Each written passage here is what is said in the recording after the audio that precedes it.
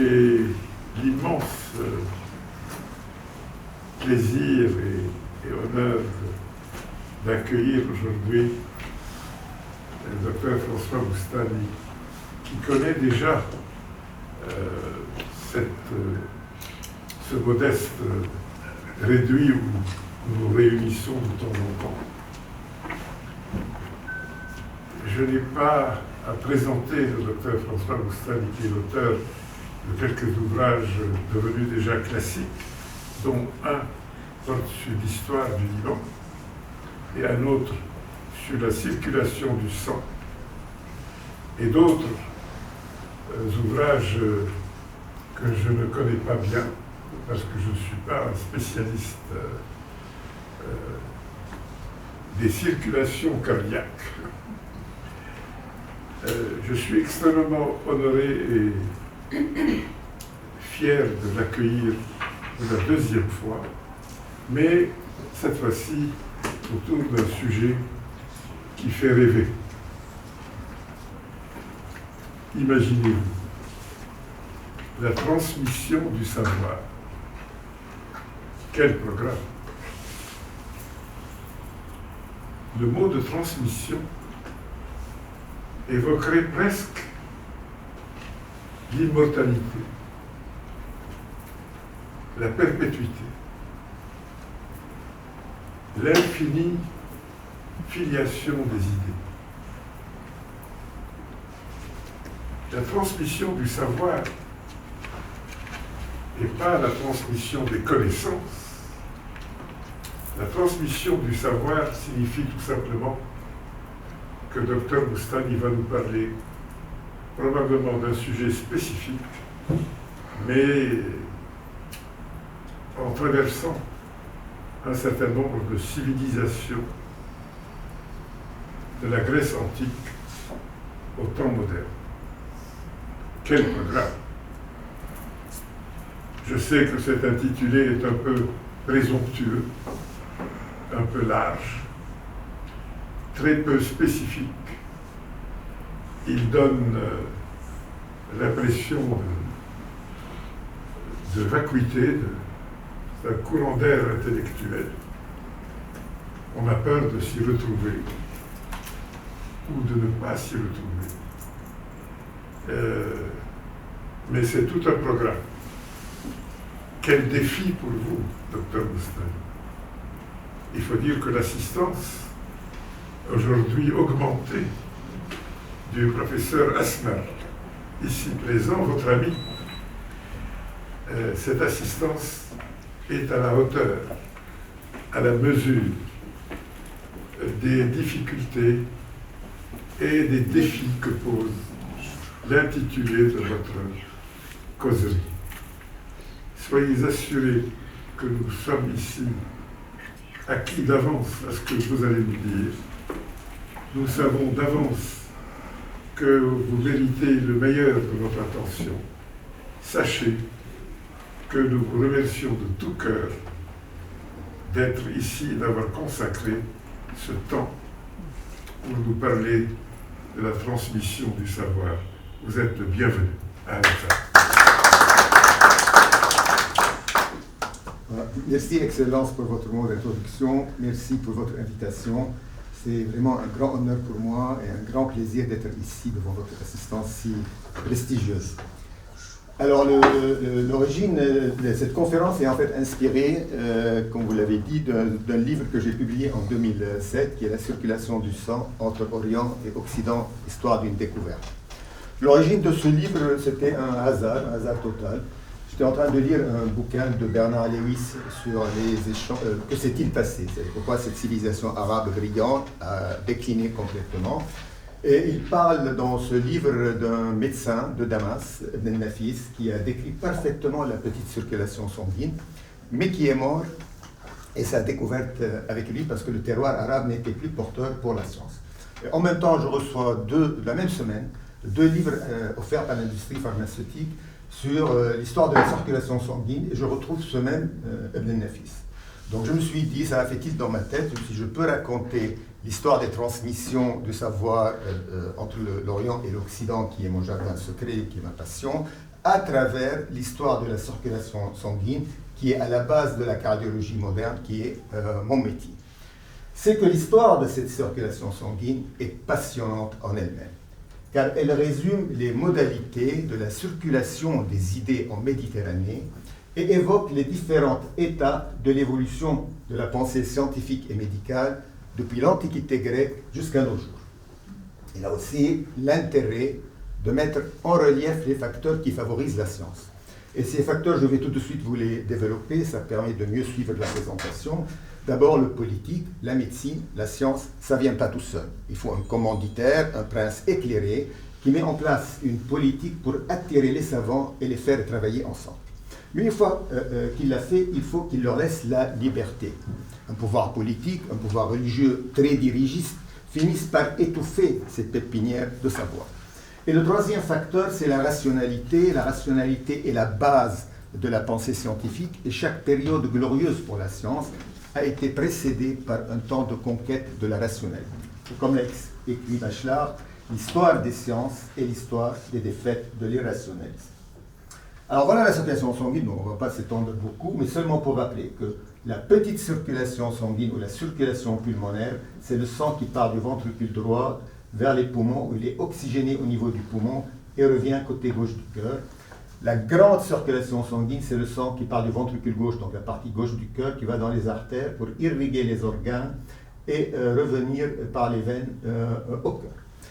Donc le point important, c'est que pendant 14 siècles, on s'est trompé. On a pensé qu'il y avait des trous au niveau du septum ici, et que le sang, au lieu de transiter par les poumons, passait directement du ventricule droit au ventricule gauche.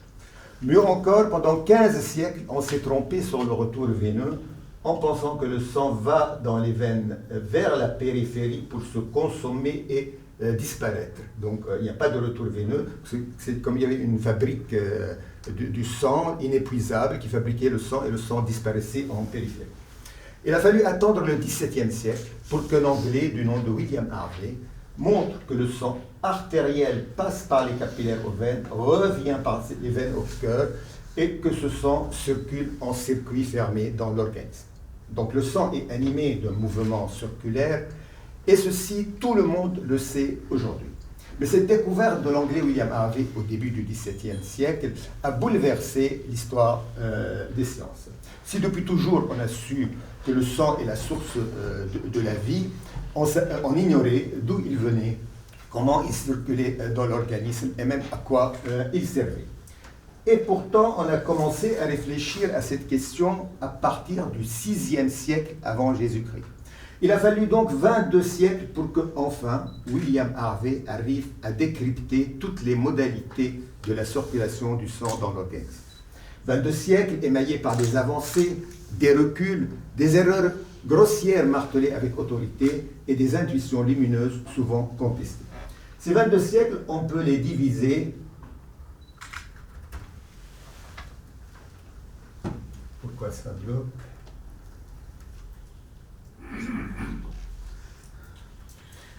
Ces 22 siècles, on peut les diviser en 3 périodes consécutives, 3 chaînes de savoir qui se sont succédées dans le temps. La première, c'est la période gréco-romaine, avec comme langue la langue grecque, puis la période arabo-musulmane, avec comme langue la langue arabe, et enfin la période chrétienne occidentale, avec comme langue le latin. Alors le point important, c'est qu'il existe une continuité, un continuum, puisque c'est la même médecine, la médecine grecque, qui a été récupérée par les Arabes au 8e siècle par les Syriaques, et que cette médecine gréco-arabe a pénétré au 11e, 12e siècle l'Occident médiéval. Alors, donc là, ce que je viens de vous dessiner, en fait, c'est la route de la science. Ce n'est pas uniquement celle de la circulation sanguine. Toutes les grandes découvertes sont passées par cette route. C'est le cas aussi de l'astrophysique qui va aboutir à notre époque à la conquête spatiale. Tout commence en Méditerranée orientale, où face à une mer hostile, les premières civilisations vont se développer le long des fleuves plus faciles à domestiquer.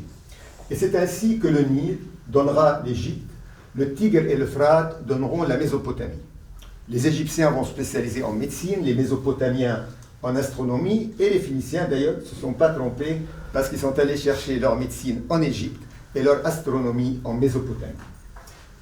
Donc, au commencement, il y avait l'Égypte, et l'Égypte a été le berceau de la cardiologie. Nos connaissances sur la médecine égyptienne, on la doit à deux papyrus, le papyrus Edwin Smith et le papyrus Eders, et tous les deux sont concordants pour montrer que les Égyptiens avaient des connaissances très précises sur le système cardiovasculaire.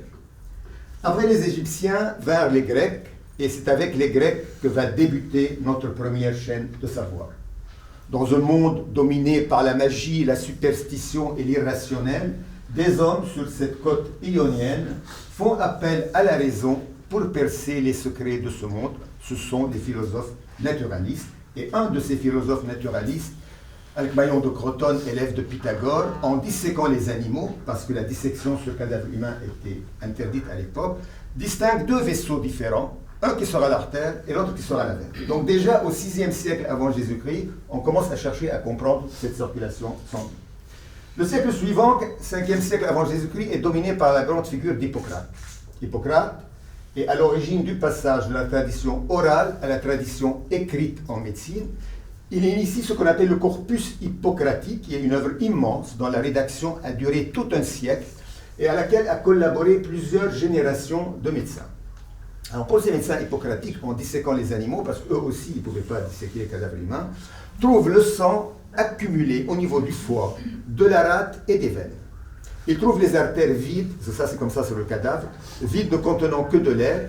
Ils écrivent même « ouvrez un ventricule gauche », c'est-à-dire la partie gauche du cœur, et les vident comme un désert. Ils en ont conclu que les artères conduisent l'air, que les veines conduisent le sang. Ils mettent le foie et la rate au centre de la circulation sanguine et dénient tout rôle au cœur.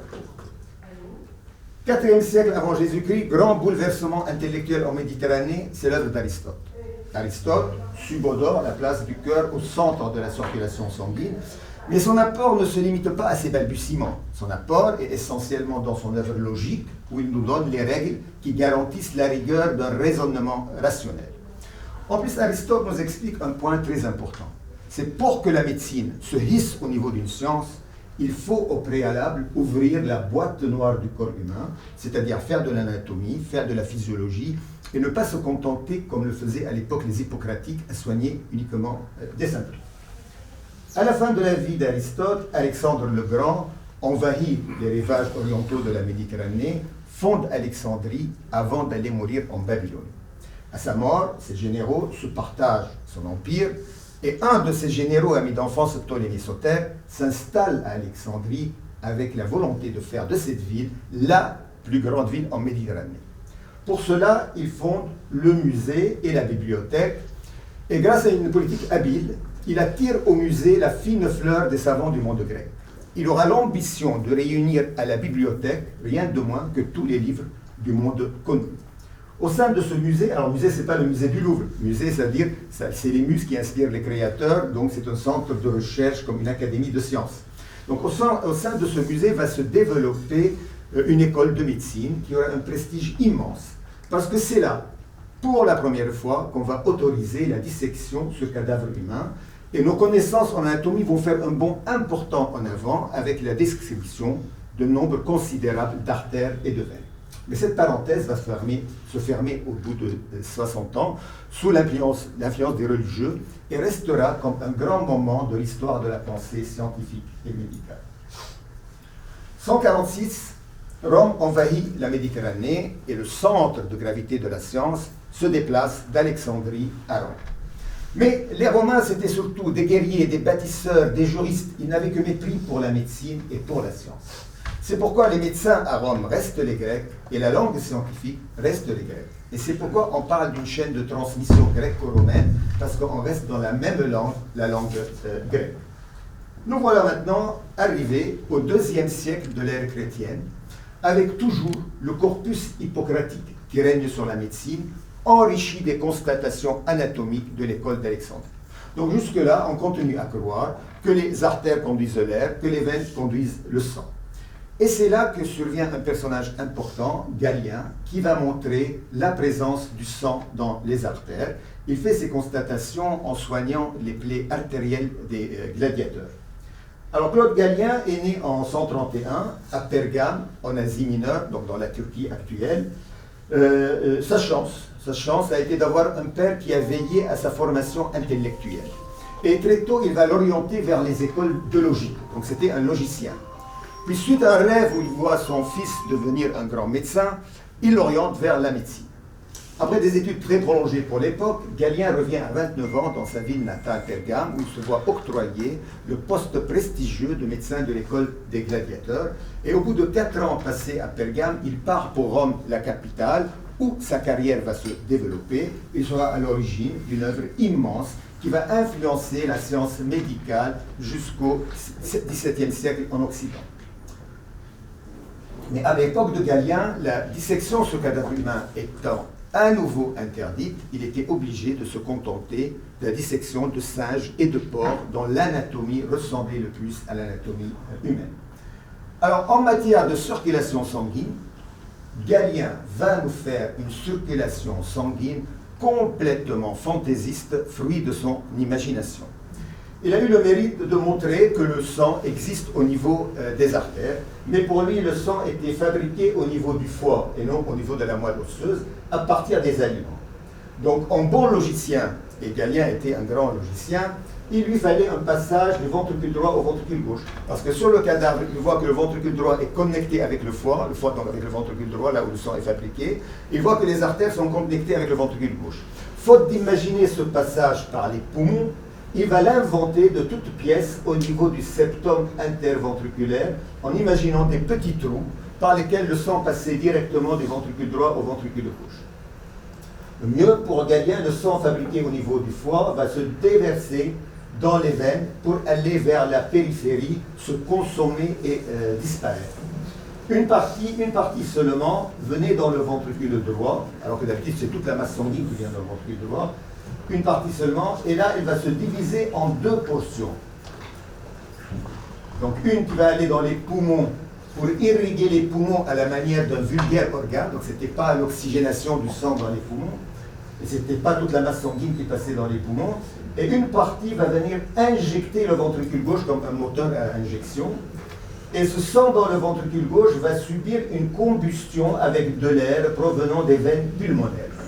Et le fruit de cette combustion, c'est du sang chaud, écumeux, qui part dans les artères pour réchauffer l'organisme. Il appelait ça esprit vital ou chaleur innée. Pourquoi l'esprit vital, chaleur innée? Parce qu'au moment de la mort, les médecins de l'Antiquité constataient le refroidissement des cadavres, donc ils ont associé la chaleur à la vie. Et alors, mais comme vous le savez tous, quand il y a une combustion, il y a des déchets qui sont produits, il suffit de regarder la cheminée. Et pour Galien, donc ces déchets qui sont produits dans le ventricule gauche seront éliminés. Donc là, c'est le sang chaud là, qui réchauffe l'organisme.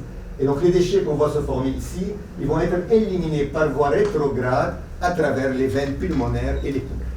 Donc tout dans la circulation sanguine de la Galien est logique, sauf que tout est faux. Et il termine sa description en écrivant « Je pense qu'on ne peut rien ajouter à ce que je viens de dire ».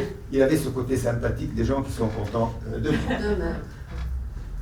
Alors cette première chaîne de transmission gréco-romaine s'interrompt brutalement en 476 suite aux invasions barbares de l'Empire romain d'Occident. Le monde latin est arraché à ses racines grecques et perd l'essentiel de son héritage de Galien, d'Hippocrate et d'Aristote. Mais cet héritage n'est pas perdu pour tout le monde. Il subsiste sur les rivages orientaux de la Méditerranée, où il est récupéré 2 siècles plus tard par les Arabes. L'islam est né au 7e siècle dans la presqu'île arabique. En moins d'1 siècle, va occuper un espace géographique allant de l'Indus jusqu'à la Loire, balayant 2 empires, l'empire perse sassanide et une partie de l'empire byzantin. Les Arabes mettent la main dans ces territoires occupés sur des bibliothèques qui contenaient des livres de médecine grecque. Ils mettent la main sur les populations syriaques qui avaient une tradition de traduction à partir du grec parce que c'était des populations hellénisées déjà. Ils ont les livres, ils ont les traducteurs. Un grand mouvement de transfert des connaissances médicales va débuter au 8e siècle du grec en arabe grâce aux Syriaques. Alors qui étaient ces Syriaques?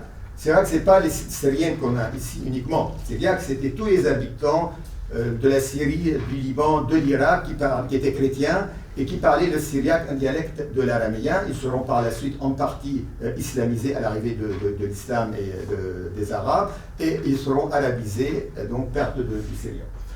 Alors, qui sont les traducteurs? Alors, les traducteurs n'habitaient pas ni en Syrie, ni en Irak, ni au Liban. Les traducteurs syriaques, eux, ils étaient à Gandhi-Shapour, dans le sud-ouest de l'Iran actuel, où il y avait une école de savoir fondée par Khosrow Ier Anushirvan de la dynastie des Sassanides éclairés.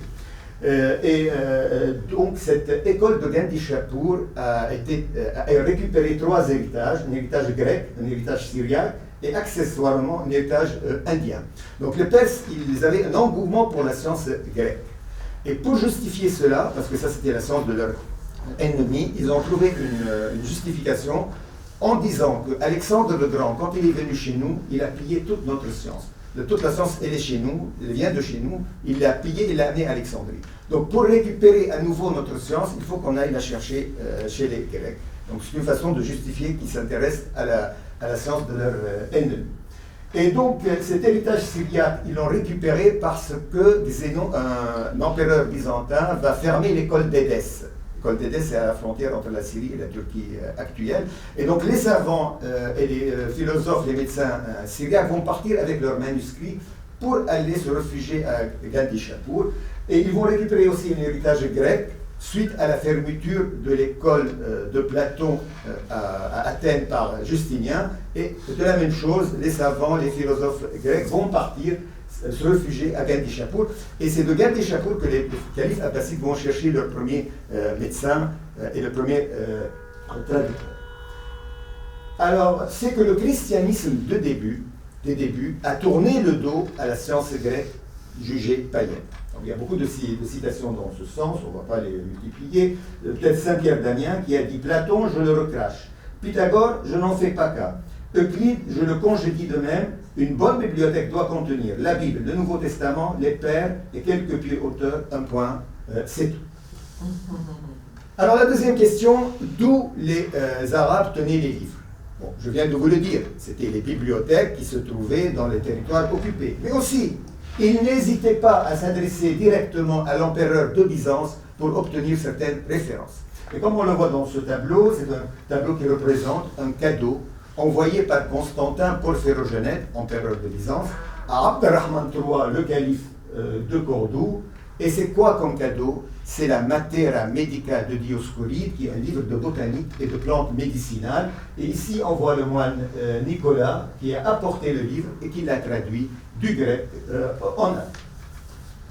Alors, je vous l'ai dit au début, le rôle des princes dans l'histoire des sciences. Et en ce qui concerne cette période arabe, ce sont les premiers califes abbassides, Al-Mansour, le fondateur de Bagdad, et son fils Al-Mahdi, qui sont les véritables initiateurs de l'âge d'or de la médecine et de la science arabe. En plus, il se trouve que ces califes, pour des raisons de politique intérieure, ils avaient un engouement pour la rationalité, et un des premiers livres qui sera traduit, c'est les Topiques d'Aristote qui enseignent l'art de la dialectique, parce que ces califes voulaient contrôler le débat religieux. Ils ne voulaient pas qu'un religieux comme Khomeini vienne faire de la surenchère sur des thématiques religieuses et menacer leur pouvoir, et aussi ils voulaient combattre les hérésies par la dialectique. Et cet engouement pour la rationalité a connu son apogée sous le règne du calife Al-Ma'moun, le fils de Haroun al-Rachid, qui était acquis au courant rationaliste mu'tazalite. Les mu'tazalistes, influencés par Aristote, les mu'tazalites voulaient chercher à concilier la raison et la religion.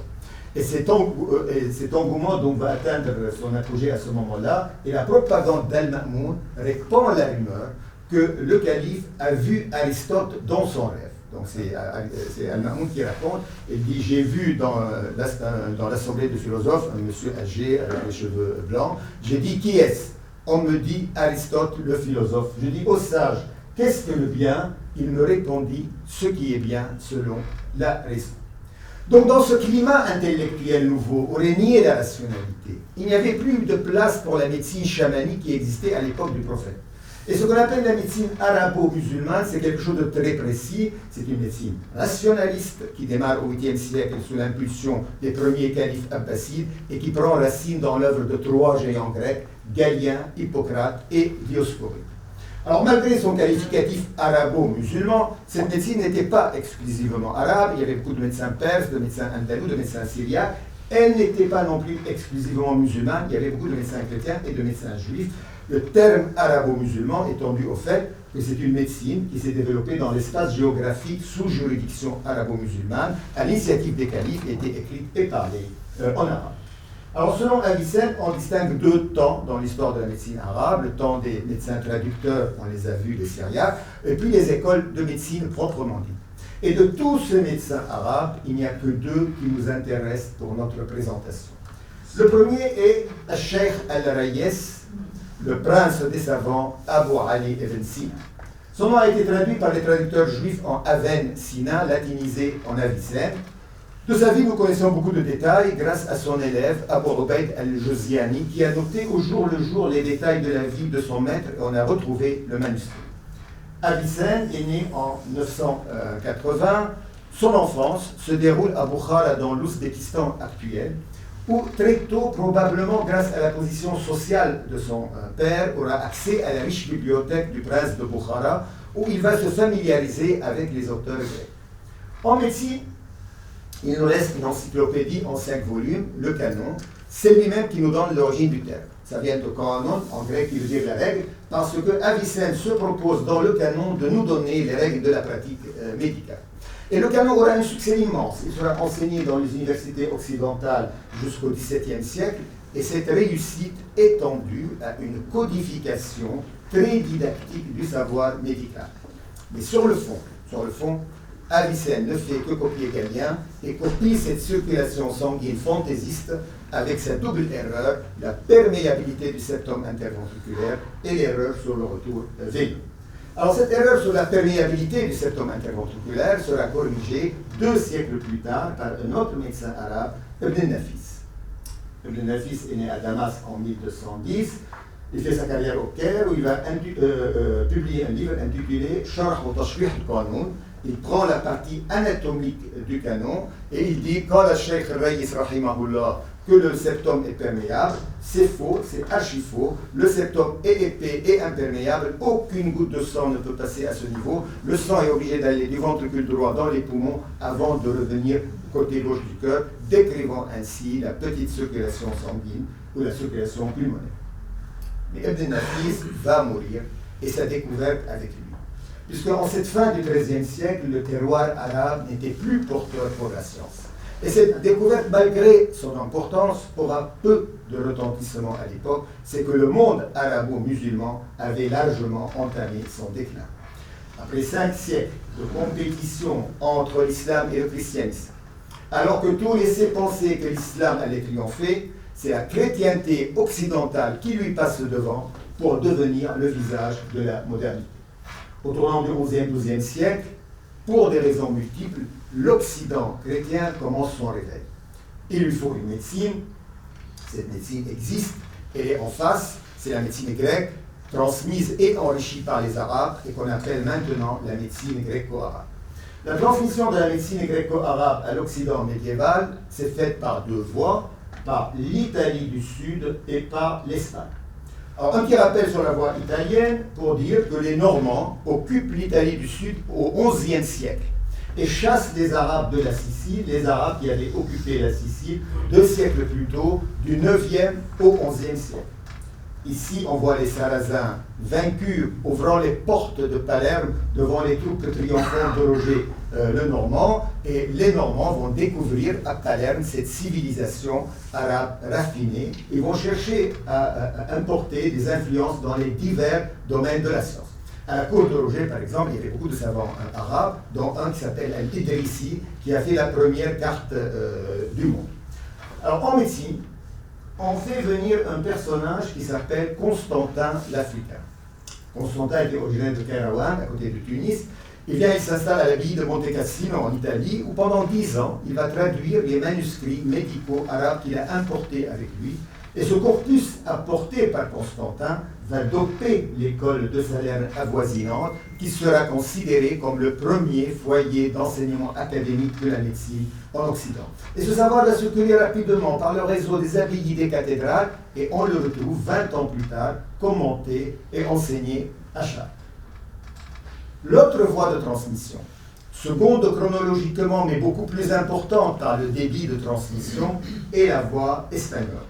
Alphonse VI occupe Tolède en 1085, les Espagnols découvrent dans les bibliothèques de la ville des milliers de manuscrits médico-arabes, ils les mettent de côté.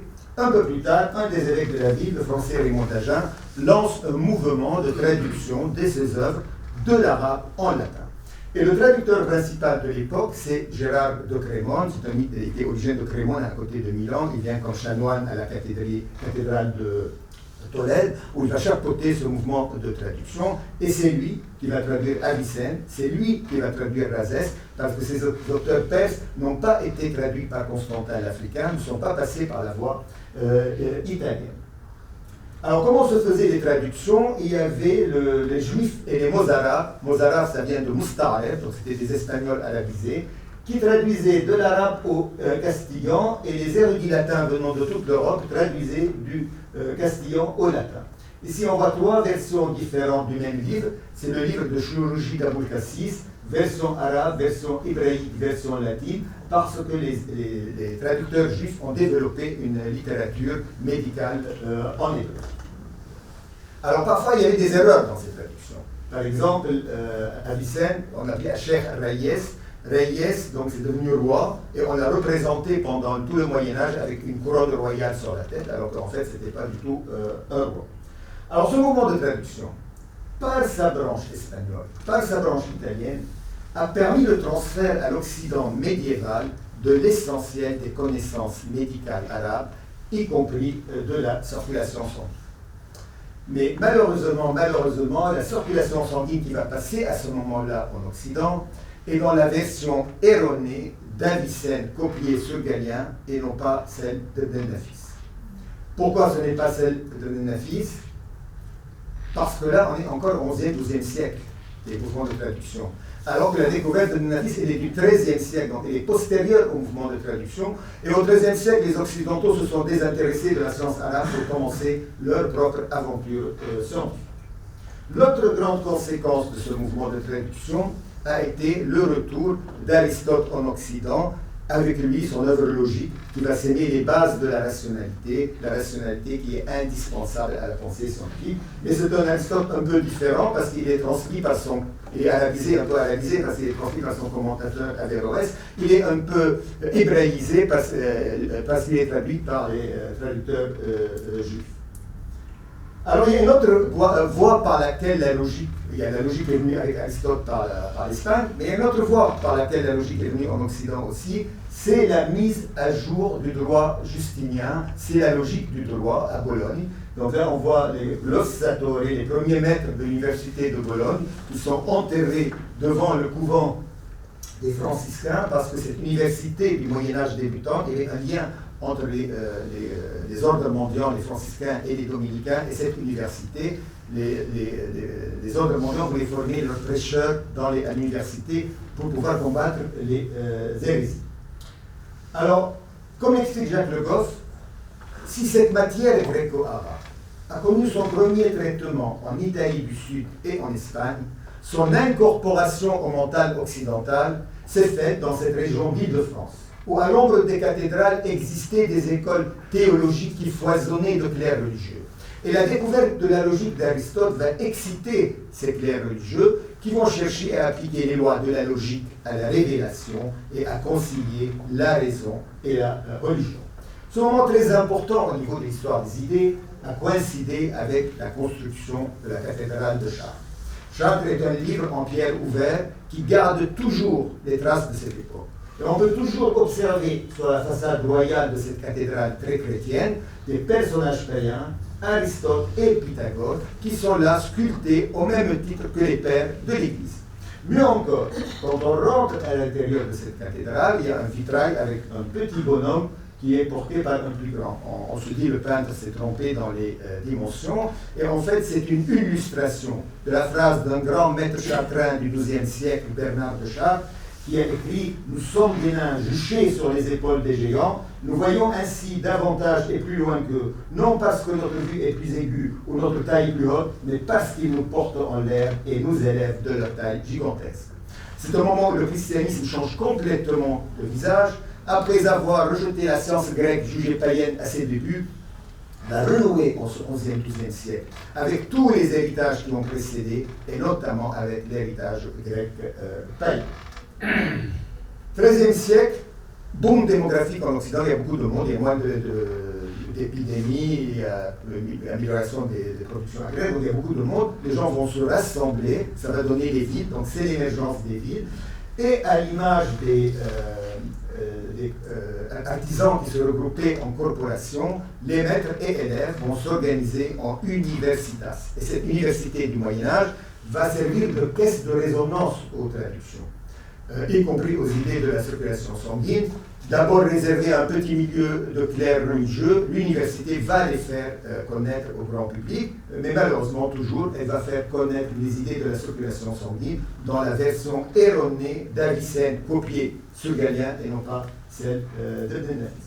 Alors, puisqu'on a beaucoup d'universitaires dans la salle, prestigieux, donc peut-être un petit mot sur cette université du Moyen-Âge, pour dire qu'elle s'est formée soit autour de l'école de droit, c'était le cas des universités italiennes, parce que c'était des villes marchandes qui avaient besoin de juristes, soit autour de la théologie, comme la Sorbonne. On disait le pape est à Rome, mais la doctrine, elle, est à Paris, c'est-à-dire à la Sorbonne. La médecine venant se greffer sur l'une ou l'autre dans un deuxième temps, sauf à Montpellier, où d'emblée était le pivot de l'université.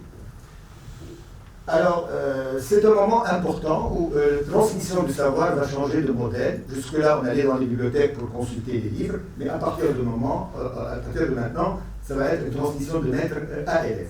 Et Umberto Eco, dans son livre Le nom de la rose, a mis en scène ce moment important. Il montre William de Baskerville, qui est son personnage, un franciscain, qui vient dans une abbaye bénédictine, et l'abbé lui exprime son désarroi en lui disant « Nous étions les grands gardiens des bibliothèques de la chrétienté, mais aujourd'hui, des choses intéressantes ne se passent plus chez nous, mais en ville, c'est-à-dire du côté de l'université. » Alors ce livre, Le nom de la rose, c'est vraiment un livre remarquable.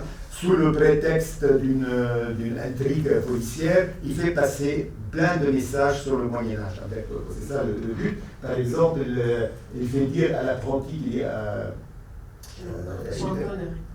il lui dit « Nous sommes des nains » et l'autre lui répond « Des nains, oui, mais des nains portés par des géants ». Donc il recycle la phrase de Bernard de Chartres. Donc il y a la bibliothèque avec le rayon des livres arabes, avec Aristote.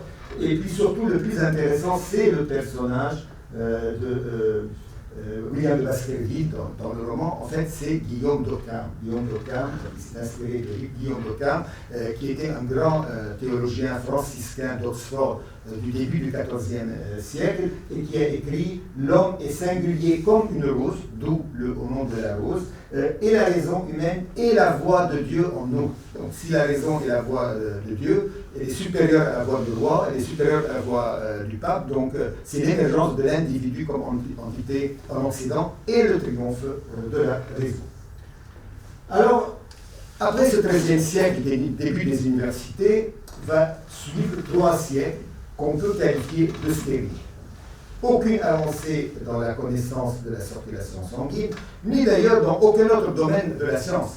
Parce qu'à l'époque, on va estimer que comme le monothéisme a ses prophètes, la science a aussi les siens. Donc Hippocrate et Galien pour la médecine, Euclide pour les mathématiques, Ptolémée pour l'astronomie, Platon et Aristote, et toute la démarche scientifique consiste à aller chercher le savoir dans les livres des anciens et non pas dans l'observation et l'expérimentation. Et même quand on va disséquer, parce qu'on a commencé à disséquer des cadavres humains à partir du début du XIVe siècle, on dissèque non pas pour regarder et comprendre comment fait le cadavre, mais pour comprendre le livre de Galien. Donc le savoir, il est là, il n'est pas là. Et comme on le voit sur cette illustration, il y avait le grand maître, le magistère, habillé de sa toge, en train de psalmodier de haut de sa toge le livre de Galien. Plus bas, le chirurgien, qui était en fait un barbier ignorant, qui charcutait le cadavre sans comprendre ce qu'il est en train de faire, c'est le prosecteur. Et ici, on voit l'ostentre qui montre les structures. Donc l'ensemble ressemble à une séance théologique. Aucune avancée ne peut être espérée d'une telle démarche, et cette démarche va durer jusqu'au XVIe siècle. Jusqu'à l'arrivée d'un personnage clé, André Vézal. C'était un Flamand originaire de Bruxelles, et à 28 ans, il est nommé chef du laboratoire d'anatomie à l'université de Padoue. Padoue, au XVIe et XVIIe siècle, c'était le haut lieu de la science en Occident, donc tout le monde allait à Padoue, et on repérait les maîtres et on leur proposait de venir. Donc l'université, il y avait en Europe des universités qui existaient déjà, puisque les savants circulaient librement, ils avaient la même langue, le latin, et les diplômes tous reconnus par le pape. Et donc, André Vézal à Padoue va publier un livre intitulé La Fabrica, la fabrique du corps humain, où il va corriger Galien sur 250 points, sauf sur la perméabilité du septum interventricular. Donc, lui aussi reprend cette erreur. Mais Vézal nous donne une nouvelle méthode de travail. Il va résumer sur la couverture de son livre.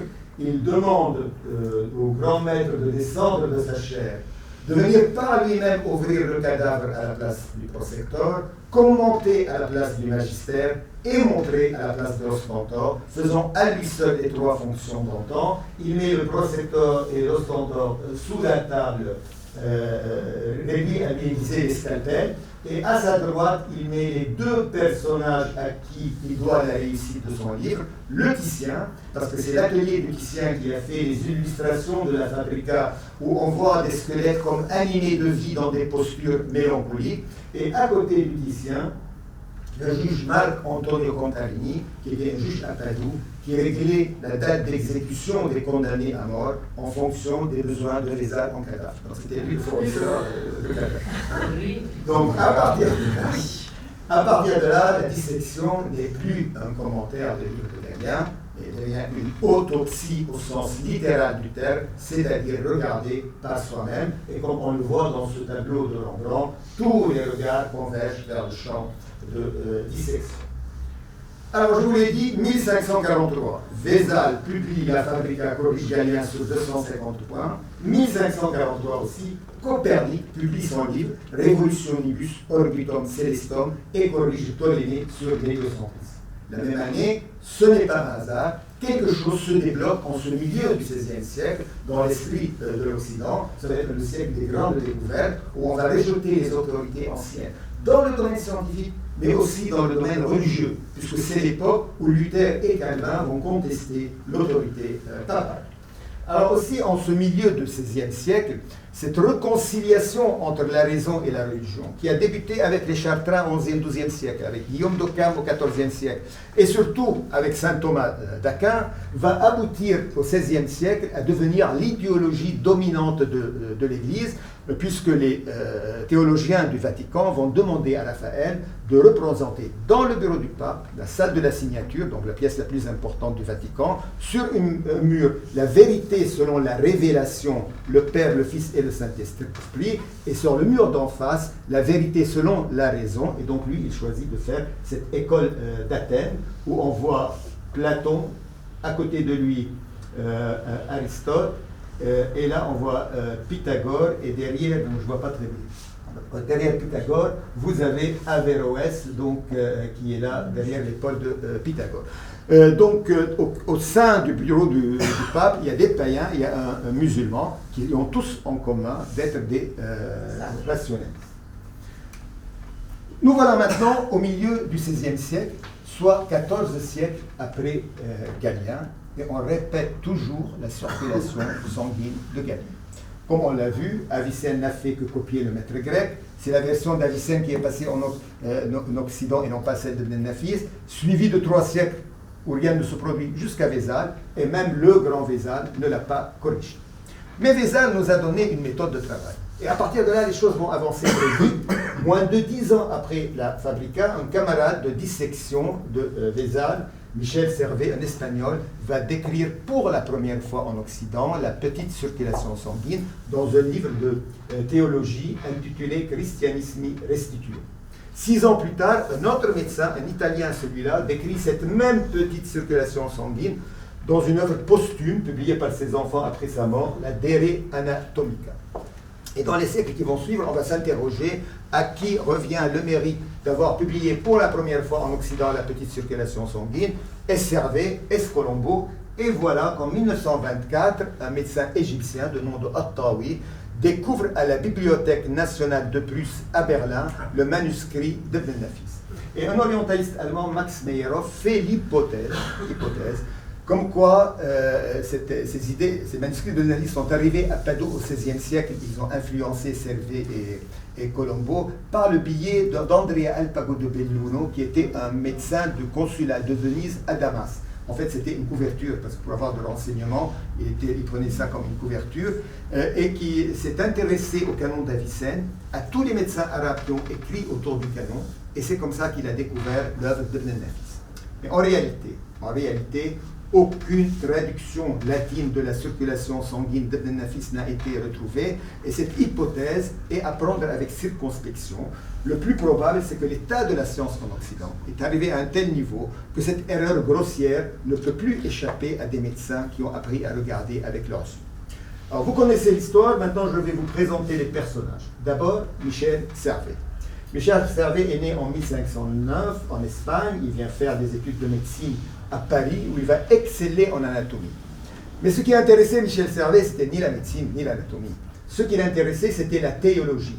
Et à l'heure où Luther et Calvin voulaient réformer l'Église, lui, il veut carrément réformer le christianisme. Il publie un livre intitulé Christianismi Restituo, dans lequel il reprend une hérésie ancienne, l'hérésie arienne. Alors, l'hérésie arienne, c'est quoi? C'est la raison pour laquelle le pape va venir bientôt au Liban, parce que c'est en fait... bon, on parlera au moment de la discussion peut-être, parce que sinon on peut s'éloigner du sujet. Donc, il publie ça dans un livre de théologie, et ce qui fait l'intérêt de ce livre de théologie dans l'histoire de la médecine, et pourquoi je vous en parle ce matin, c'est parce que sur 3 pages, Servet va décrire la petite circulation sanguine, sans nous dire d'où il la tient. Il dit l'âme est dans le sang. Pour comprendre comment l'Esprit Saint s'introduit dans la matière humaine, il faut d'abord comprendre comment le sang circule dans l'organisme et décrit la petite circulation sanguine. Mais Ibn Nafis Michel Servet, c'était un psychorigide, un illuminé, qui réussit le coup de force de réunir contre lui et l'Inquisition catholique et les calvinistes. Il arrive à échapper à l'Inquisition en France et ne trouve pas un autre moyen que d'aller se pointer aux prêches de Calvin à Genève. Là, il est reconnu, arrêté, jugé, condamné et brûlé à feu vif à Champel, près de Genève. On le brûle et ses livres avec lui, mais une main mystérieuse a retiré 3 exemplaires du bûcher, dont un se trouve toujours à la Bibliothèque nationale de Paris avec des traces de flammes dessus. Inutile de vous dire que cette affaire a eu un retentissement à l'époque, et ça reste une tache noire dans l'histoire du calvinisme.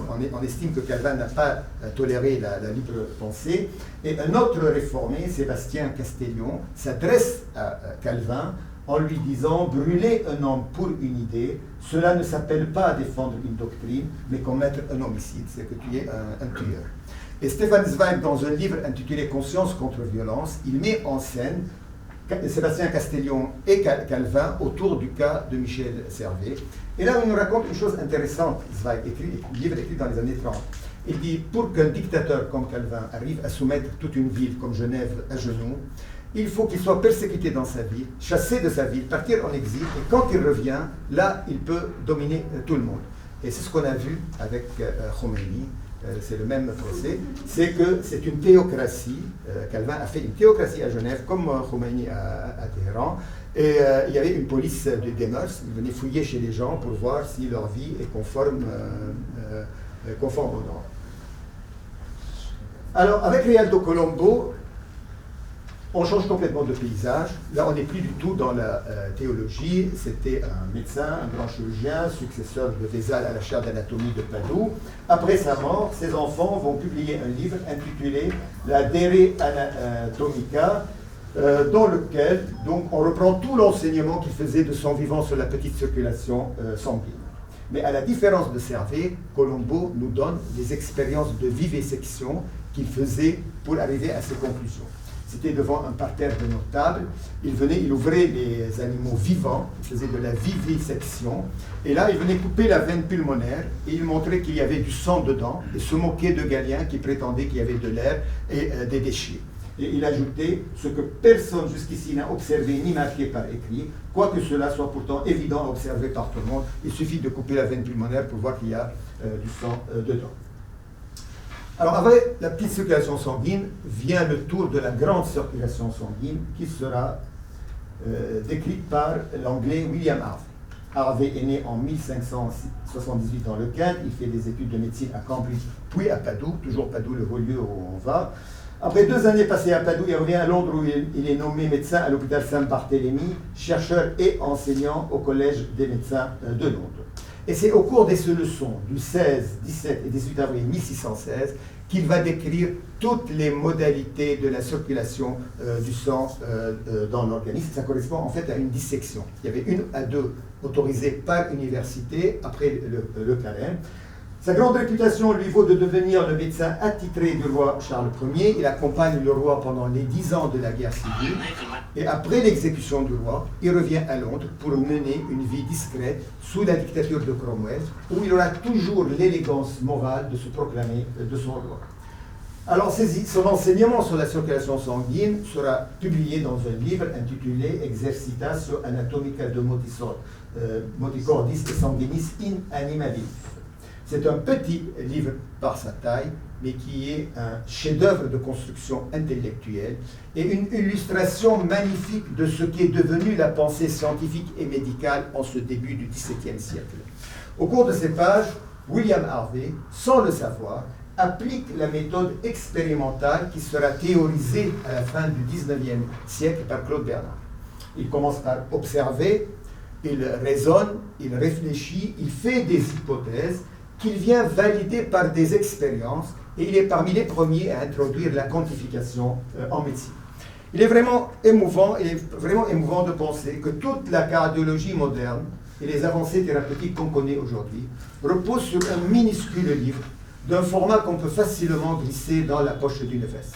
72 pages réparties en 17 chapitres. Dans les 5 premiers chapitres, William Harvey démontre la fonction pompe du cœur, puis il s'attaque au circuit de la circulation qu'il va diviser en 3 sections différentes. Il dit la première, c'est le passage du sang de la veine cave à l'aorte à travers le cœur et les poumons. La deuxième, le passage du sang des artères aux veines à travers les capillaires. Et la troisième, le retour du sang par la veine au cœur. Et il ajoute, il nous dit, ça c'est des hypothèses. Moi je pense que c'est comme ça. Et maintenant je vais vous démontrer que c'est ainsi. Et tant que je ne vous l'ai pas démontré, tout ce que je vous raconte ne vaut rien. Et c'est là la différence avec Galien. Parce que Galien, c'était un logicien, on l'a vu, il n'a pas raconté n'importe quoi. Mais au lieu de venir valider ces hypothèses logiques par des expériences, il les impose avec le principe d'autorité en disant « je pense qu'on ne peut rien ajouter à ce que je viens de dire ». C'est que la rationalité est indispensable à la pensée scientifique, mais la rationalité ne suffit pas, elle peut s'égarer. Il faut que les hypothèses logiques qu'on fait soient validées par des expériences, et c'est ce qu'il nous dit Kant dans la critique de la raison pure, comme quoi la raison, elle peut s'égarer si elle n'est pas contrôlée par l'expérimentation. Il suffit de voir 2 candidats aux élections présidentielles en France qui font un débat. Chacun parle avec une logique parfaite pour défendre 2 vérités différentes. Alors, avec cette découverte, William Harvey vient à son insu de bouleverser notre conception du corps humain. Parce que qu'est-ce qu'il a montré, William Harvey?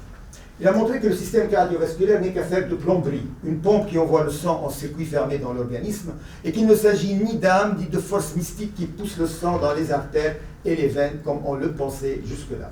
Et Harvey apparaît à la physiologie ce que Galilée est à la physique. À partir de là, vous pouvez comprendre la véhémence des réactions que cette découverte va susciter. Harvey est traité de charlatan, la circulation est jugée paradoxale, inutile, fausse, impossible, inintelligible, absurde et nuisible à la vie de l'homme. Et pendant 33 ans, les circulateurs qui suivaient Harvey vont s'opposer aux anticirculateurs qui continuaient à suivre Galien, jusqu'à ce qu'un médecin italien de nom de Marcello Malpighi met en évidence au microscope les capillaires pulmonaires qui correspondent au raccord artério-veineux imaginé par Harvey, donnant ainsi le coup de grâce aux anticirculateurs. Alors la démarche est très intéressante parce que c'est ce qu'on a vu récemment en physique quantique. On fait un modèle, il manquait une particule, le boson de X, on va chercher cette particule, et une fois qu'on va la trouver, ça valide l'ensemble de l'hypothèse. Donc à partir de là, l'affaire échappe complètement. On attend, oui, voilà. Donc, à partir de là, l'affaire échappe complètement au milieu scientifique, les politiques s'en mêlent, Louis XIV impose l'enseignement de l'anatomie de l'homme suivant la circulation du sang et les dernières découvertes, et les milieux littéraires vont ridiculiser les anti-circulateurs.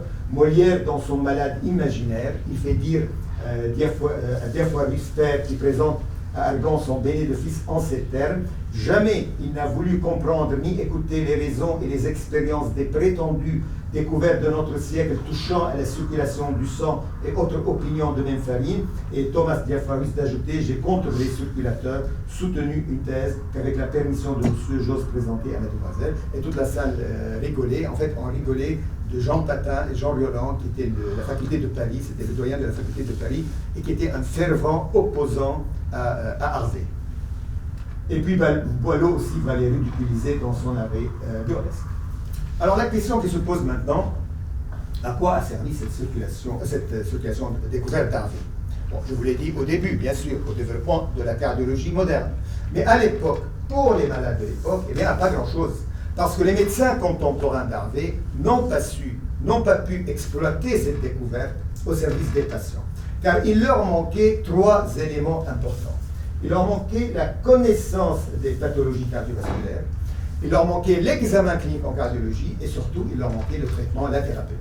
Alors, la description des maladies cardiovasculaires va débuter au XVIIIe siècle grâce à la méthode anatomo-clinique qui consiste à leur relever les symptômes du vivant du patient. Une fois mort, on ouvre le cadavre, on regarde les lésions des organes responsables de ces symptômes. L'examen clinique en cardiologie se met en place au début du XIXe siècle. Grâce à l'école de Paris, il faut savoir que jusque-là, l'examen clinique se résumait à la prise du pouls, à la palpation de la paroi abdominale et à l'examen des urines.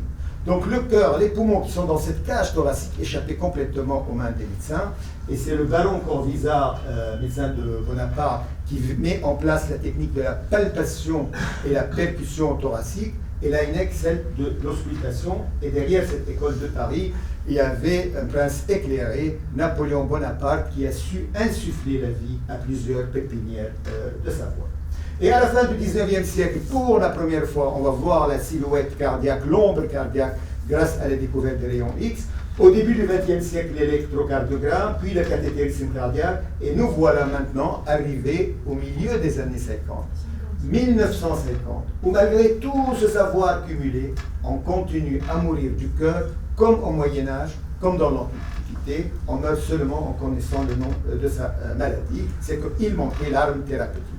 Et c'est à la génération de nos maîtres que revient le mérite d'avoir accompagné cette révolution thérapeutique. Jeunes internes dans les années 50, ils ont assisté impuissants au ravage de la maladie cardiovasculaire. À la fin de leur carrière dans les années 90, ont vu se mettre en place toute l'armada thérapeutique dont on dispose aujourd'hui. Alors en 3 minutes montre en main, je vous résume cette révolution thérapeutique pour vous dire que jusqu'à la fin du 19e siècle, il était inconcevable d'intervenir sur le cœur. C'était considéré comme une limite aux ambitions humaines, au-delà de laquelle il est impossible d'y aller. Et un chirurgien célèbre de l'époque a averti ses confrères en disant « Quiconque tentera d'intervenir sur le cœur échouera et perdra l'estime de ses collègues ». Pourquoi un tel jugement? Parce que pour intervenir sur le cœur, il faut l'arrêter. Or, un arrêt cardiaque prolongé entraîne des lésions cérébrales irréversibles. Et la solution fut trouvée en 1955 par Richard de Waal dans le service de Walton Levy dans le Minnesota. Donc on met en place la circulation extracorporelle. À partir de là, on peut arrêter le cœur et travailler dessus. Les premiers bénéficiaires sont les cardiopathies congénitales, Puis les valvulaires, 1960, premier remplacement valvulaire aortique par Dwight Hakim, 1961, premier remplacement valvulaire mitral par Albert Starr, 67, premier pontage aorto-coronaire par René Favaloro. De Baguet avait déjà fait un avant, mais le malade est mort. 67 aussi, première transplantation cardiaque par Christian Barnard, mais en fait surtout grâce aux travaux de Norman Shumway. Tout a été codifié chez Shumway aux États-Unis sur l'animal, mais il n'osait pas faire la première chez l'homme. Et Barnard, qui avait le profil de Playboy, il vient là, il regarde, il apprend ce qui se passe, il va en Afrique du Sud où c'était plus facile, et il fait la première chez l'homme, ce qui a fait une brouille entre les deux hommes. J'ai eu la chance d'écouter Shumway au début des années 90 dans un congrès à Cannes, il était entouré par tous les honneurs. Et là, quelqu'un dans la salle lui pose la question en disant comment vous voyez l'avenir de la transplantation cardiaque. Et il nous montre une diapositive sur laquelle est marqué Richard Cœur de Lion vous remercie de sa transplantation cardiaque, faisant allusion aux xénotransplantations, c'est-à-dire transplantation à partir de cœurs d'animaux génétiquement modifiés. Parce que le problème de la transplantation cardiaque, c'est qu'on n'a pas de donneurs. On a beaucoup de demandeurs, mais pas de donneurs.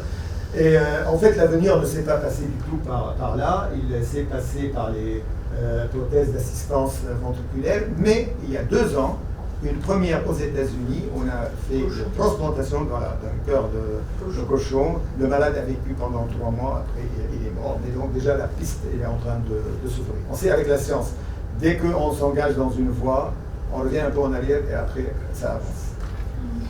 Alors peut-être aussi, c'est le Carmat, le cœur artificiel. Notre ami Chara, c'était l'élève de M. Carpentier, il l'a fait venir au Liban. Donc le Carmat est maintenant, la boîte de fabrique est en déficit total. J'avais acheté en 2011 des actions. Je ne joue pas du tout à la bourse. Mais à l'époque, il y a un patient, en partant, il m'a dit « Docteur, est-ce que vous avez acheté du Carmat ?» Je ne savais pas ce que c'était le Carmat. Et après, dans le monde, il y avait des pages de publicité pour ça. C'était 2000 €. J'ai reçu il y a 15 jours, c'est 20 centimes. 2000 € sont devenus 20 centimes. Elle est en dépôt de bilan. Mais bon, je pense qu'elle va être reprise parce que c'est quand même une invention importante. Il y a maintenant un peu plus que 100 implantations de cœur qui ont été faites. 200 maintenant. 600 en plastique quelle matière? En matière En titane. Chara. Oui. En titane. En carbone, titane et plastique. Ah. Un mélange. Le corps supporte ça? Oui, il a supporté, mais le problème c'était la taille et le coût de production. Donc, elle a été reprise, François, depuis 2 semaines. Oui. Un des directeurs, il a fait une offre. Et voilà, on repart. Le changement d'action va. Oui, en 1977, une autre révolution, celle des angioplasties coronaires par Andreas Granzi, réfugié d'Allemagne de l'Est, travaillant dans les sous-sols d'un hôpital à Zurich. Il passait son temps à faire des coronarographies, à voir des artères bouchées, à les envoyer au chirurgien. Et puis là, il se dit, pourquoi je ne monte pas un ballonnet, je le gonfle, je l'ouvre de l'artère de l'intérieur. Alors, ces premières dilatations, il y avait 2 problèmes. C'est qu'on disséquait l'artère, quand on la gonflait parfois. Donc, il fallait un chirurgien toujours en stand-by qui attend, si jamais ça tourne mal, d'intervenir. Et puis, le deuxième problème, c'est qu'en agressant l'artère de l'intérieur, elle réagit. Et donc, 40%, elle va se boucher à nouveau. Et une première solution a été trouvée par les stents, ce qu'on appelle des ressorts. La première pose de stent en 1986 par Jacques Puel à Toulouse, et aujourd'hui ces stents ont beaucoup évolué, des stents actifs, et aujourd'hui on a réduit complètement les complications et la rostémose, bouleversant ainsi la prise en charge de la maladie coronaire, premier trigger en Occident. Donc comme vous le voyez bien, ces idées de la circulation sanguine ont transité dans des espaces mentaux très différents.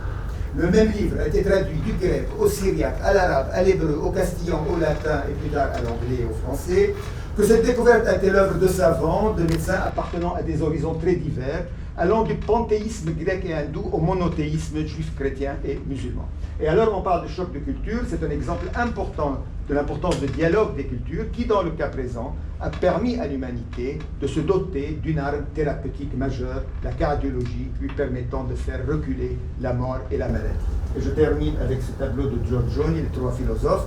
qui représente les 3 âges de la philosophie spéculative, le temps grec Aristote, le temps arabe Averroès et l'humanisme latin renaissant, 3 chaînes de savoir, 3 géants de civilisation qui se sont partagés la Méditerranée et qui se sont transmis la flamme du savoir.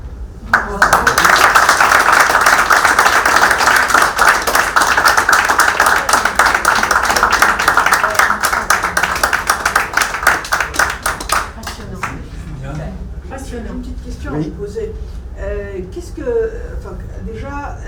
vous pensez, quel est l'apport éventuellement de la médecine quantique à ce niveau-là, et quel est son avenir? Et peut-être qu'il faut aussi clarifier ce que c'est le cas échéant. Justement, et quel est son avenir au niveau cardiaque, au niveau de la médecine en général éventuellement? Parce que peut-être que c'est aussi l'avenir. C'est de l'intelligence artificielle. La médecine quantique. Je ne sais pas. Bon, l'intelligence artificielle, on peut en parler, parce que ça, c'est un sujet qui Non, est... je ne parle pas de la robotique et de la médecine, de l'intelligence. Je parle de la médecine quantique qui est basée sur le traitement des énergies, parce que aussi, ça, c'est quelque chose... mais qui est... Non, on est dans la médecine traditionnelle. Oui, mais c'est une médecine qui devient, avec les ordinateurs quantiques, avec l'avenir de la physique quantique, qui devient de plus en plus... affûté. Je n'ai pas d'idée. Et l'intelligence artificielle. Oui, l'intelligence artificielle, alors ça c'est le grand sujet. Ouais. Par exemple, l'année dernière, il y avait le congrès de la journée européenne de la société de cardio, c'est 8500 personnes. Le fil conducteur, c'était l'intelligence artificielle. Et la conférence principale, c'était sur l'intelligence artificielle. Personnellement, je pense que ça va remplacer, mon métier va être remplacé en partie. Parce que, par exemple, on a des appareils d'échographie. Avec l'intelligence artificielle, on va former un médecin généraliste à tenir la sonde en 2 heures. On lui explique comment mettre la sonde là et là. Et après, l'intelligence artificielle va faire tout le travail et puis même lui donner les conduites à tenir. Donc ça va permettre à faire à des gens moins compétents des choses plus compliquées.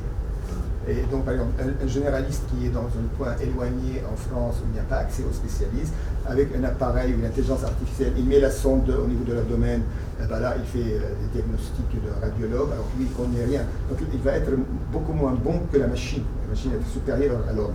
C'est ça le problème. Et quelle culture sera transmise à ce moment-là? Quelle culture sera transmise à ce moment-là? Il y aura une interruption dans la transmission de l'information des gens. On se base trop sur la machine. C'est ça le problème. C'est l'obsolescence de l'être humain. Donc on va devenir inutile et c'est la machine qui va faire. En tout cas en médecine, je ne pense pas que tous les métiers, mais en médecine c'est un point très important. Et d'ailleurs, là, plein de conférences là-dessus et souvent il y a beaucoup de monde dans ces conférences sur l'intelligence artificielle. Est-ce qu'il n'y a pas un risque de surdiagnostic avec l'IA en médecine et de diagnostic, pas forcément mais un peu trop zélé? Déjà, si vous voulez, nous, avec nos machines, on a fait un peu trop de diagnostics. Par exemple, à une époque, à l'arrivée de l'échographie, on trouvait des prolapsus mitros qui n'ont pas grand-chose à beaucoup de gens. Il y a 15% des gens qui ont des petites choses. Et donc, ça inquiétait la population inutilement. Et après, on leur disait, venez dans 2 ans pour qu'on jette un coup d'œil. Donc, on fabriquait des malades, en fait. Bon, avec l'intelligence artificielle, je ne sais pas exactement comment ça va être. Ça peut, mais le problème, c'est que l'intelligence artificielle, on dit, c'est un peu comme... elle est brillante, mais parfois, elle est comme un enfant de 3 ans. C'est-à-dire, elle peut faire brutalement raconter n'importe quoi. Bon, d'où l'importance du contrôle médical. Ça va aider, ça ne va pas remplacer, mais le risque à long terme, c'est que l'être humain va déléguer beaucoup, il y a une obsolescence des médecins. Est-ce que le docteur Asmar peut intervenir? Oui, surtout... Non, pour répondre à madame, c'est que pour l'intelligence artificielle, le problème, c'est un ensemble de données par une machine. Et la machine ne fait pas de synthèse, l'être humain fait une synthèse. La machine n'a pas de sentiment, elle n'a pas de synthèse, elle fait l'esprit de synthèse. C'est ça le blocage, en fait. Ça va beaucoup aider la médecine. Comment ça va aider la médecine? Surtout en radiologie, en radiothérapie, en guidant un peu les médecins en chirurgie en 3 dimensions, mais il y a beaucoup de choses à faire encore. C'est compliqué, il ne faut pas se fier totalement à ça. Mais ça aide, évidemment, l'aide. J'ai peut-être quelque chose qui peut vous intéresser. Oui. Le frère de mon grand-père avait une bibliothèque de manuscrits du 5e, 7e, 10e siècle qui a été prise au Vatican. C'est la bibliothèque du père Paul Spate. Je ne sais pas si vous en avez entendu parler. Elle est à la bibliothèque d'Alexandrie, partout dans le monde. Mais quand j'étais étudiant à Paris, donc en 1970, mon père m'avait envoyé un manuscrit en me disant on essaie de faire sortir cela de Syrie et d'Égypte. Et à ce moment-là, Sotheby's, que j'avais été voir, avait évalué la bibliothèque à 25 millions de dollars. Ils ont fini par l'offrir au Vatican. Une autre partie est à Alep, encore à la Fondation Salem. Mais moi, j'ai ce livre qui est avec moi. Et je suis tombé dessus en farfouillant il y a 6 mois. Je l'ai emmené au père Mkarzé, qui était émerveillé en me disant c'est quoi cette merveille qu'il a nettoyée, etc., etc. Donc, si ça vous intéresse, il y a une médecine à tout le temps qui revient et c'est des recettes de médecine à l'intérieur. Il est à votre disposition si ça peut vous apporter quelque chose. Y a-t-il un lien entre la découverte de la circulation sanguine et l'abandon de la pratique de la saignée par la médecine? La saignée a duré longtemps. Elle a duré jusqu'au début du XXe siècle. Il y a un président américain, je n'ai pas son nom, ils se sont déchaînés sur lui pendant toute la nuit à faire plein de saignées. Il est mort au matin. Donc ça a duré, la saignée. Donc pas de lien. Oui, non, c'est pas arrêté malgré. Alors, ce qui s'est passé avec la circulation sanguine, c'est qu'on a commencé à faire des transfusions.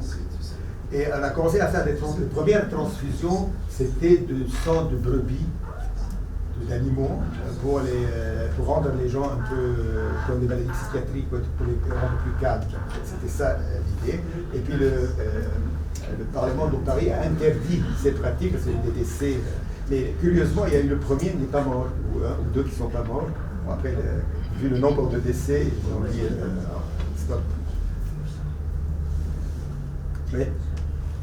Ce qui est intéressant dans l'exposé que vous nous avez fait, c'est cette corrélation du savoir médical avec le commerce, la religion, les transmissions maritimes, la navigation, etc. Donc on voit que tout est concentré entre la Mésopotamie et la Méditerranée, exit les autres continents.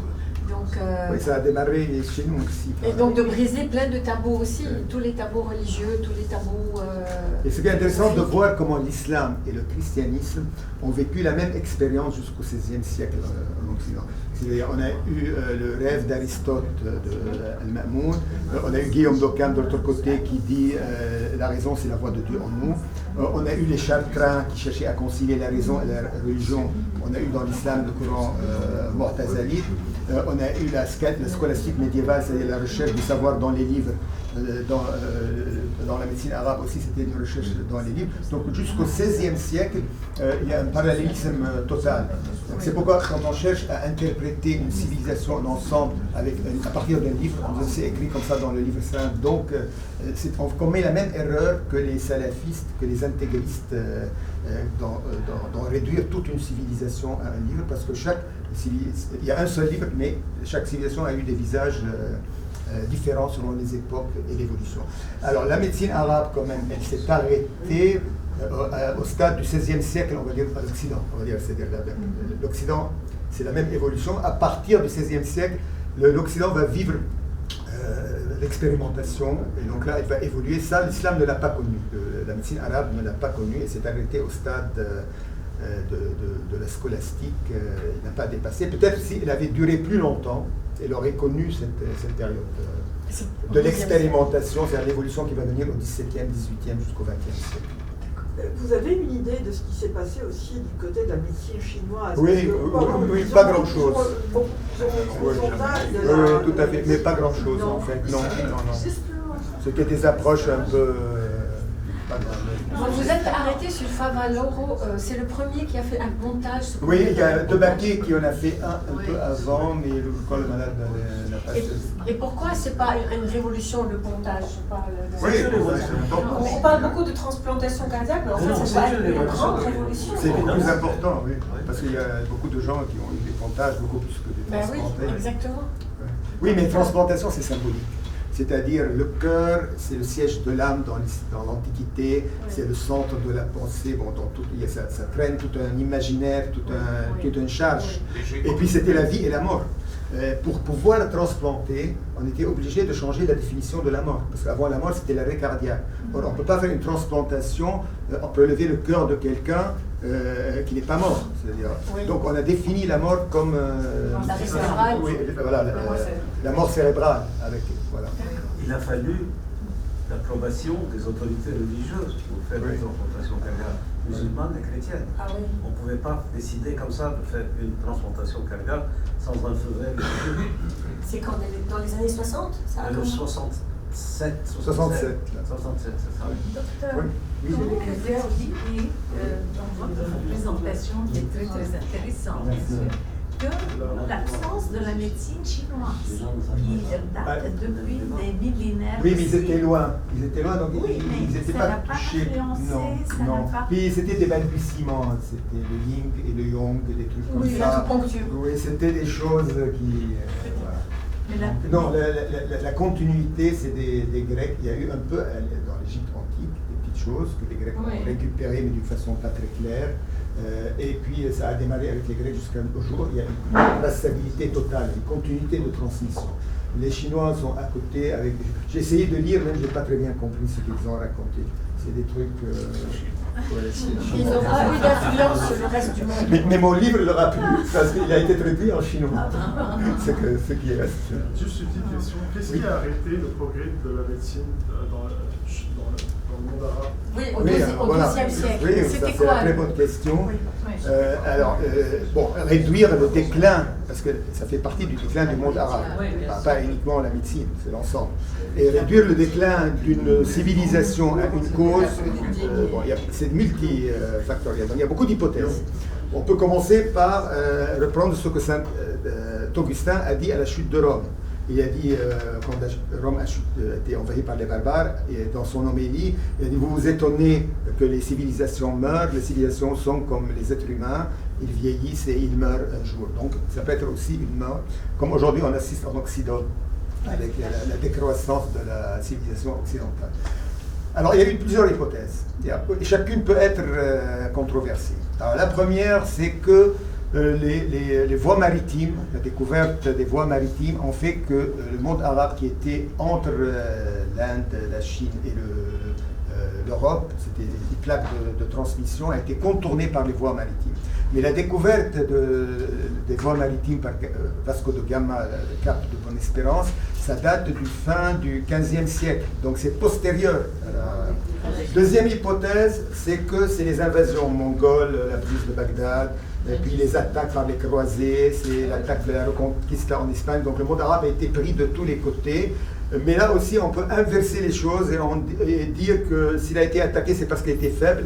S'il n'était pas faible, c'est lui qui aurait attaqué. Donc chaque chose, on peut l'inverser. Juste une petite précision là-dessus, il a été attaqué parce qu'il a attaqué pendant 10 siècles l'Europe. Oui, mais dans ce truc, peut-être parce qu'il a faibli de lui-même qu'il a été envahi. Parce que sinon, il aurait pu continuer. Et religieusement?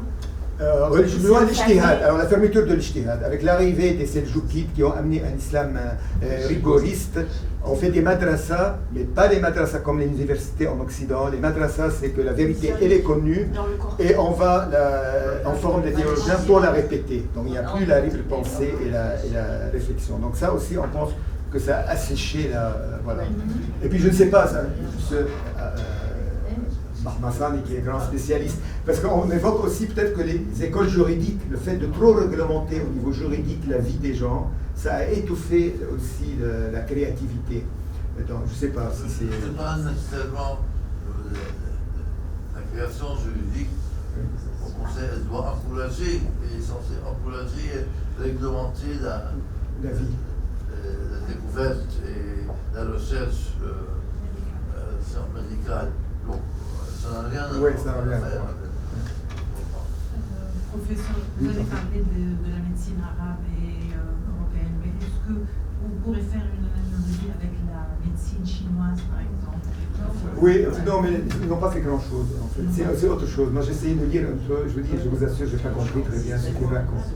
C'est le yin et le yang, des trucs un peu qui ne sont pas accessibles à notre rationalité. C'est autre chose. Non, mais il n'y a aucune continuité avec ces découvertes. Ça ne vient pas de chez aucun apport. Vous voyez l'importance de la traduction. Maintenant, il n'y a plus cette barrière. Oui, bien sûr. Oui, la traduction avec toutes les erreurs que ça pouvait avoir. Oui. Mais tout votre exposé est centré sur cette circulation sanguine qui a enchaîné d'ailleurs une circulation du savoir. Voilà. Donc c'est à la base c'est le cœur de votre exposé. Oui, mais c'est un fil conducteur que j'utilise pour raconter une autre histoire. Parce que justement, il refusait de voir le changement dans cette circulation. Et finalement, donc, tout tourne autour de ça. C'est très intéressant. Surtout que c'est la route sûre de la science, comme on dit. Parce qu'on dit, comment savoir qu'on est sur la route sûre de la science? C'est par les résultats. C'est-à-dire, quand on fait la conquête spatiale, on sait que ce qu'on raconte en astrophysique, il est bon, parce que sinon on ne serait pas arrivé à la Lune.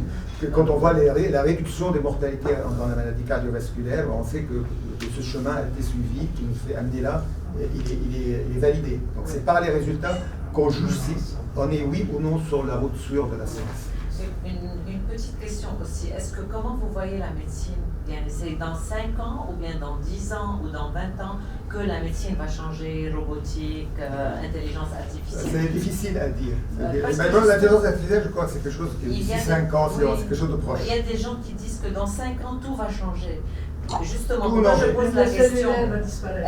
Je pose la question pour la simple raison que les gens, il y a des jeunes qui veulent se spécialiser, aller en médecine, et ils leur disent non, il y a de nouveaux mentors aujourd'hui qui veulent diriger la radiologie, par exemple, un métier, je pense, qui va être très pénalisé. Aujourd'hui, les diagnostics par l'intelligence artificielle sont supérieurs à ceux des radiologues, ils le reconnaissent eux-mêmes. Et donc là, c'est un métier qui risque de... Bon, le chirurgien, c'est difficile de le remplacer. Vous ne pensez pas qu'en médecine, l'intelligence artificielle aura un rôle à jouer sur tout ce qui est statique, image statique, et pas du tout pour tout ce qui peut être dynamique? Ça, je ne suis pas sûr parce que le Doppler, par exemple, nous, dans le cœur de l'échographie cardiaque, l'écho-Doppler, donc on mesure les vitesses, tout ça, là, il peut faire les calculs facilement. Donc ça bouge, le sang, Mais il y a des opérations gérées à partir de l'Amérique, en Europe et chez nous. Et ça va se développer encore beaucoup plus, non? Oui, peut-être. Alors donc, les chirurgiens aussi... Alors pour terminer, je vais vous raconter quand même une histoire que j'ai vécue un peu de près. C'est une découverte importante. Vous voyez comment la science... quand j'arrivais à Tenon, à Paris, il y avait un repas comme ça. Donc je me retrouve là-dedans, il y a un monsieur qui arrive, Alain Cribier, de Rouen. Et dans le service chez nous, à Tenon-Chirac, Jean Racard, on a fait la première dilatation mitrale en Europe. Donc lui, il commence à dilater à Rouen les valves aortiques. Il met des ballonnets. Comme on met des ballonnets dans les coronaires, il met les ballonnets dans la valve aortique et il les gonfle. Et le rétrécissement aortique, c'est quelque chose de très fréquent chez les gens à partir d'un certain âge. Donc on lui envoie des malades de toute la France. Et puis 6 mois après, on trouve que les gens devenaient comme avant, donc ça ne servait à rien. Et le verdict tombe à la société de cardio à la fin des années 80. Si à la valve mitrale, on la dilate par le ballonnet, la valve aortique, il faut une prothèse, ça ne marche pas le ballon. Il sort de là humilié, la tête basse, et chaque fois qu'on le croisait, moi le premier, j'avais un sourire narquois en disant l'homme qui a pensé vaincre le rétrécissement aortique calcifié serré, qui est une chose importante. Il a vécu ça comme et chaque jour, c'est devenu une obsession, comment monter une prothèse. On l'a dit, il faut une prothèse. Comment monter une prothèse au niveau du cœur sans ouvrir la cage thoracique. Il finit par avoir des idées, il va les proposer aux grands fabricants Medtronic et Edwards américains. On leur accompagne gentiment à la porte, même un chirurgien célèbre dit « j'ai jamais entendu une idée aussi stupide ». Il finit par trouver une start-up qui lui fabrique le matériel. Et il s'entraîne à la maison Alforge, chez les vétérinaires, chez les animaux. Et puis un jour, dans son service, en 2002, il y avait un malade stade terminal, inopérable, en train de mourir. Il tente le tout pour le tout et il monte la prothèse par les artères, il les implante et le malade est ressuscité. Donc il publie le cas. Le professeur Culier est mort l'année dernière. À sa mort, le CHU de Rouen a dit qu'il y a 5 millions de cas dans le monde qui ont bénéficié déjà de cette intervention, qui est faite aussi au Liban, le TAVI. Ça, c'est la remplace les prothèses. Donc vous voyez quand même, dans l'histoire des sciences, qu'on s'engage dans le chemin, parfois il y a un sens, on refait un arrière et après ça ouvre la voie. C'est la persévérance. Oui. Merci Eh beaucoup. bien, j'avais une question, je ne veux pas la poser.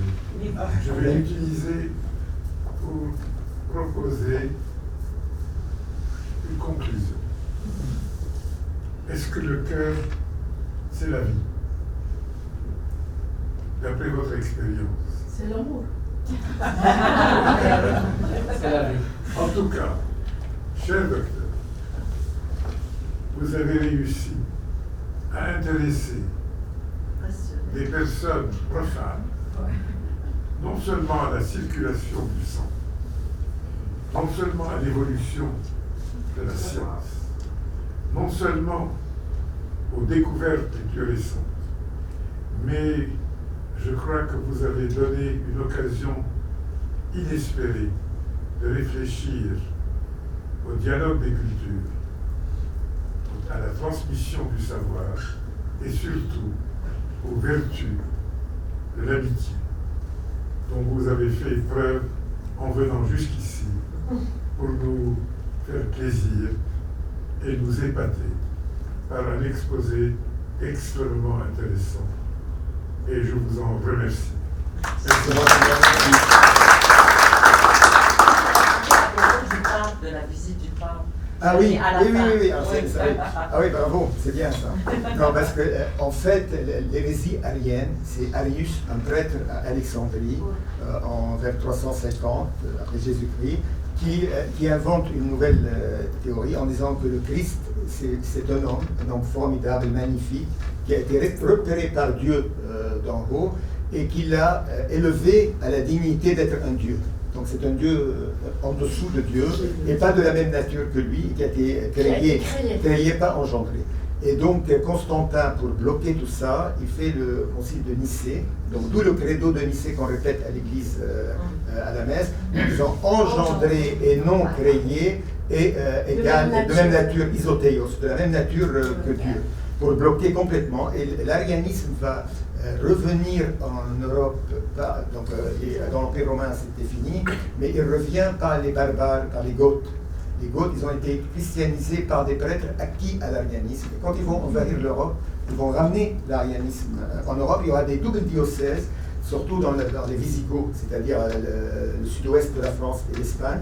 Il y avait en même temps des diocèses latines, c'est-à-dire papes et catholiques, et diocèses arienne, et après ça va s'éteindre et réapparaît au XVIe, XVIIe siècle. Newton était acquis à l'idée aliéniste. Donc il y avait des gens qui... Voilà. Et donc là, il vient commémorer le concile de Nicée, 1700 ans. Il y a 1700 ans, c'était en 325. Et à cette occasion, il vient au Liban. C'est-à-dire que issu... C'est Arius. Oui, c'est-à-dire que c'est en fait de source divine, enfin dans ce sens. Non, c'est-à-dire que pour lui, le Christ n'est pas. Oui, mais vous pensez, c'est-à-dire c'est en référence à la religion chrétienne, mais pas à la race comme avait fait Hitler. Non, ça n'a rien à voir. Ça n'a rien à voir. Ça vient de Arius, un prêtre d'Alexandrie, qui a été combattu par Alexandre de l'Alexandrie et surtout par Saint Ambrose de Milan. Quand on va à Milan, on voit des tableaux où Saint Ambrose est en train d'écraser les Ariens. La photo nous attend tous.